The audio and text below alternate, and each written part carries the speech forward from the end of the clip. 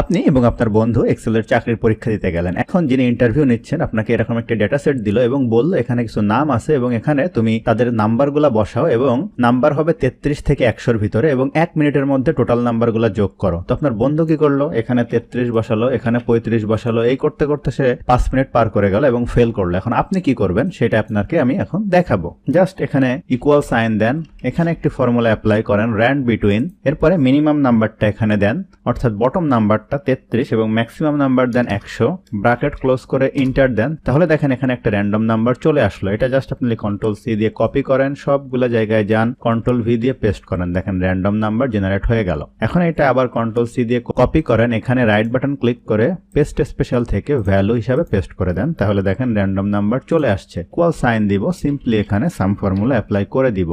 এখান থেকে এই পর্যন্ত সিলেক্ট করব, ব্র্যাকেট ক্লোজ ইন্টার এবং এখানে ডাবল ক্লিক করলে দেখেন টোটালটা হয়ে গেল।